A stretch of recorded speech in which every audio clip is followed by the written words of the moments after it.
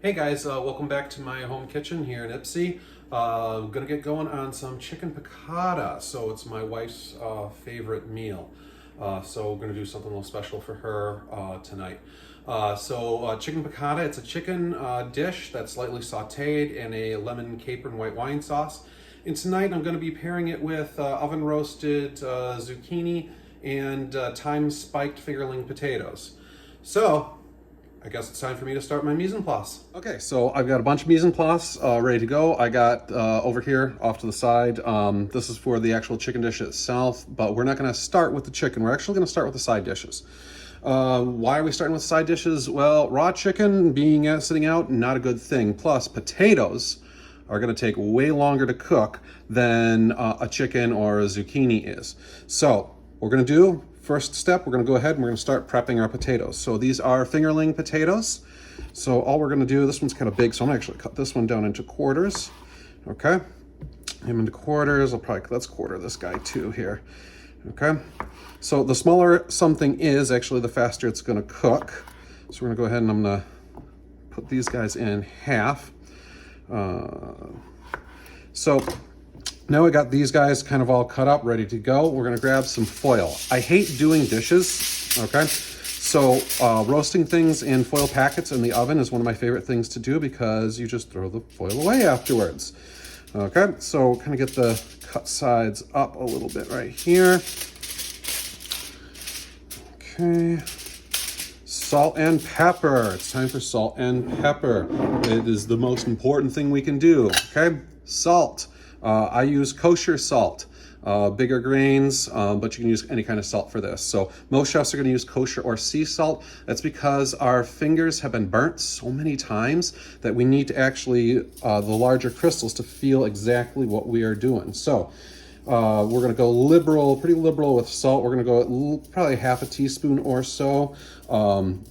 Potatoes, any high starch content product like this, so potatoes, rice, pasta, they tend to lock in the salt so then it can't get to your tongue. So next we're going to get fresh cracked black pepper, a couple little churns in there.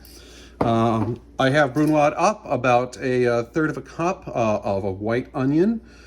That's going to go on top right there. Okay. Next, I'm going to throw in a couple sprigs of thyme from my garden. So these are kind of the first herbs of the year. They're not great, but they'll definitely do the trick. Next, we're going to get olive oil. Okay, do about 2 full tablespoons of olive oil. Gonna just go and drizzle it all over the place. Take the 2 ends of the foil, curl them up, sides, curl them up. Curl them up, give it a shake, get all that salt, pepper, onion kind of going all around. We're good to go. So I'm gonna go ahead, I'm gonna get these into the oven right away because these are gonna take about 45 minutes to cook. So in the oven they go. Next is gonna be our zucchini, oven roasted zucchini. So what I'm gonna do, I'm gonna take off either end, okay? Goes in the compost bin. Okay, I'm gonna go right down the middle. Okay, and then I'm gonna go at about a 45-degree angle, cutting them fairly thick. They're gonna oven roast, so I want them a little thick so they kind of stand up to this. So if I was just sauteing these, I'd definitely do these considerably thinner. If I was to saute, I would actually go ahead and do them probably about an eighth of an inch or a quarter inch, okay? Again, with the foil. We're gonna get everything kind of in here.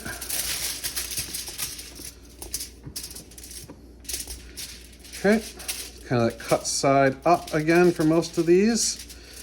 Skin, usually for any fruits or vegetables, won't accept salt or flavor, so that's why we want to season the cut side. So again, kosher salt. Not being nearly as, not quite as much as I put on the potatoes, but still a healthy amount. I'm gonna go ahead, hit it with a little bit of pepper. And then I had some roasted red bell peppers sitting around. This is gonna give a really nice flavor combination and color. So they'll roast right into that. Okay, Gonna go ahead, wrap this up just like I did with the potatoes. Got one sticking out, get back in there. Okay, gonna kind of give these a good shake all around and we're good to go. These aren't gonna go into the oven until we start with the chicken because we don't want these to get like super mushy. We would on an oven roast, but we're not gonna get super mushy. Okay, so let me get my chicken mise en place going. Okay guys, we have just about all of my mise en place here complete, ready to go. It's actually gonna be a pan sauce. So chicken piccata is kind of like a pan sauce. So it's all gonna come together really, really quickly. Okay, so what we have here for the dredge is we have a 1/4 cup of AP flour right there, teaspoon salt, teaspoon garlic powder, about a 1/4 teaspoon fresh cracked black pepper. So that's gonna be our dredge for our chicken. Then for the actual sauce, we've got about 6 cloves of garlic, just kind of coarsely minced, a half a shallot, brunoise, 2 tablespoons of capers, half a lemon, and I've already removed the seeds out of this guy, half cup of white wine, 2 tablespoons of butter, and 3 big sprigs of parsley that I chopped down, so it's probably just over a 1/4 cup of chopped parsley. And of course, salt, pepper, and olive oil are our big friends. Okay, so no chicken, even for a chicken dish in sight, right? Well, that's because chicken juice can create problems. Raw chicken is something we need to be very, very worried about. The chicken is still in the refrigerator. It needs to stay as cold for as long as possible. So I'm gonna go ahead and start to kind of move stuff out of my way here so there's no possibility of cross-contamination with the chicken, because we're gonna start going on the dredge for the chicken. So I've got my flour, I got my spices going right in. Give it a little toss.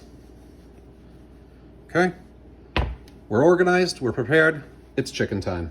Okay, so now I got all my chicken mise en place ready to go. I have my chicken in a containment vessel, have the dredge, and then I have a post-dredge containment vessel over there, so I've thought everything out ahead of time. Salt and pepper for my chicken. Even though there's salt and pepper in the dredge, we always want to salt and pepper the meat directly.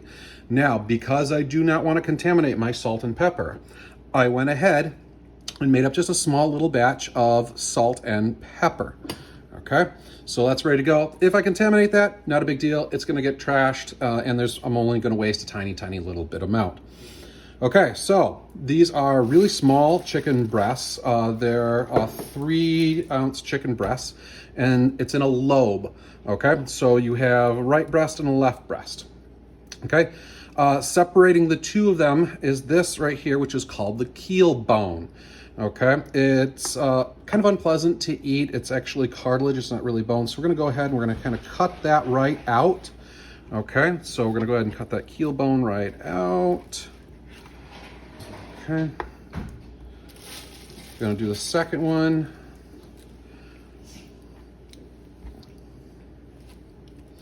Okay, keel bone.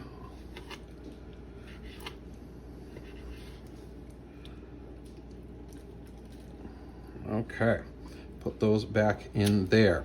Okay, next I'm gonna go ahead and salt and pepper. Okay, again, I'm not reaching my chicken-y hands into my salt or pepper containers, but I got this guy right here, and he's going right in the wash right away, so there's no contamination. So, salt and pepper, salt and pepper. Okay, I'm gonna go ahead and give him a little flip. And again, salt and pepper, our 4 little breasts here. Okay, this is gonna go right directly into the sink. No cross-contamination anywhere to be found. Okay, next, I got my flour and seasoning mixture. I'm gonna go ahead and start kind of tossing these one at a time. Just kind of until they're lightly floured. Post-dredge containment vessel right there.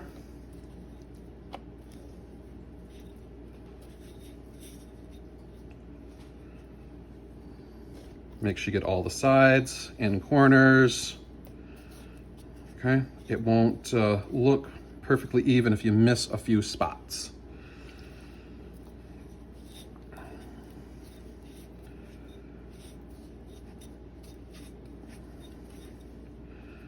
Okay, So we got it all dredged. Okay. What I'm gonna do now is I'm gonna return these to the refrigerator, and then I'm gonna clean up this chickeny mess to prevent any kind of cross-contamination from happening. And then we're on to sauteing. Okay guys, it's now time for the action sequence in this video. So just over there, I have all my mise en place ready to go. Just over here, I've got my chicken ready to go. I've got my pan preheated, thick cast iron skillet. Cast iron is always the way to go with cooking darn near everything. Cast iron is cheap and it'll last literally forever. Okay, so what we're gonna do is we're gonna get about 2 teaspoons of olive oil in there. And then our 2 tablespoons of butter. I like to mix the 2 of them together because it actually keeps the fat content down a little bit and then provides a different smoking point for the oil so we can get them good and hot. Most of this dish though, we're not going to caramelize. We're actually looking to more sweat things out. So we're gonna go ahead and let that get a little hot in there. Okay, coming up next, shallots and our garlic.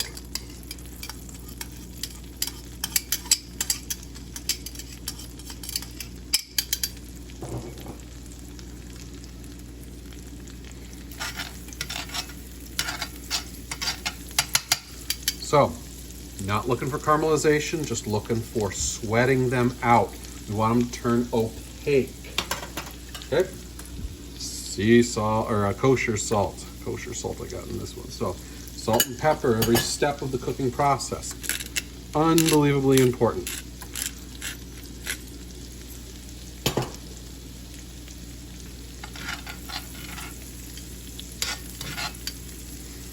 So once they start to turn just a little bit translucent, this is when our chicken's now going to start to come into play. So what I'm going to do, I'm going to go ahead and just kind of push those off to one side so we have as much contact with our chicken as possible. So here's our chicken.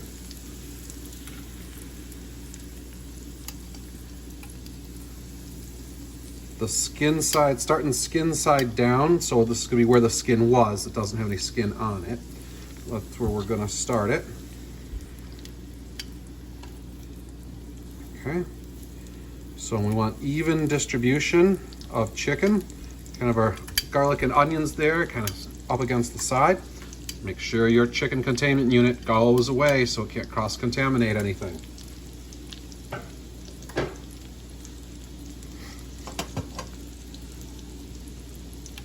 So now we're just gonna let them go. Okay, our chicken's been going for just a couple minutes here. So now looking like they're about ready to get a flip. Okay, just a tiny little bit of color on that, which is perfectly fine. Okay, so again, we're not talking about caramelizing anything up here. We're going slow, we're going low. We want light color. Looking good, looking good. So now at this point, I want my capers to get a little bit of cook in there too. Okay, so we're gonna go ahead, kind of mix the capers in with the onions on the edge of the pan.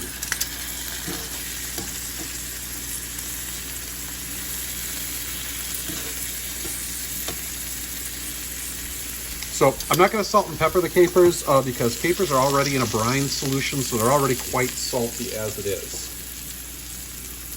So now we're just going to go ahead and let our chickens get up to 165 degrees, and then we're going to make a little bit of sauce. Okay, so now it's time to check the temperature of our chickens. So I'm going to take, I think this one's the fattest one. I'm going to go in the side. Okay. We'll go ahead and let that come up to a reading. 110, 120, 130, 140, 145, 150, 155, and still climbing. I know at 155 we're going to be definitely good because carryover cooking, and I mean we're not done cooking these, so in the next few minutes they'll definitely get up to 160 degrees. So always remember to sanitize, wash and sanitize your thermo before you put it back into the sleeve. Okay, it is sauce time. So I'm going to kind of move our breasts. I like to kind of stack them up, move them to one side. Now, all that, the flour bits that kind of fell off the chicken, this is kind of making like a little bit of a roux in there. So we need to bring that fount off the bottom of the pan. So I'm going to start with our lemon juice. Okay.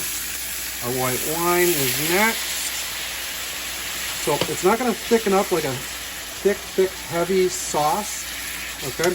But it will tighten up just enough to give it a little bit of cohesion, you know, to stick to the chicken. Okay, kind of let that cook out. I'm going to drop the heat down to a really low simmer. So we're kind of let the sauce just kind of get all over these chickens. I might even, you know, tip the pan up and go ahead and start spooning this right on over. And you can see the sauce is just slightly thick. I still have my parsley ready to go. The parsley doesn't go in till right before you're ready to serve. Because parsley, when it starts getting cooked out a lot, it actually doesn't have a very pleasant color. Okay, so this sauce, it's gonna be a little on the thin side, but that's kind of how we want it. Sauce is looking good. I'm gonna go ahead and turn the heat right on off. I'm gonna go ahead, parsley goes in, and time to plate. Okay, plating time. So here we go. Bottom of the plate, top of the plate. We got our fingerling potatoes right out of the oven. They smell just fantastic. I have tasted them, checked them for salt and pepper. We are good to go. Okay, fingerlings up there. Next up, gonna be our zucchini. Again, already checked it, salt and pepper, we're ready to rock and roll. So, oven roasted zucchini. Gonna try and keep everything fairly neat. Area. Next up is our chicken.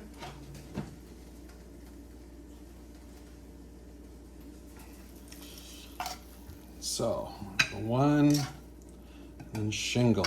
One breast down, and then shingle.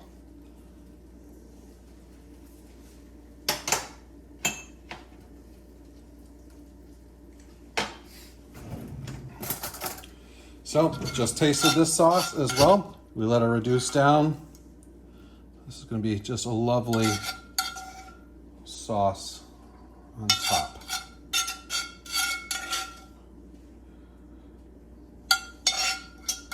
Remember, always check for salt and pepper.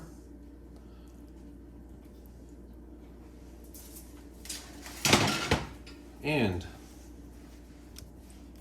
chicken piccata is served.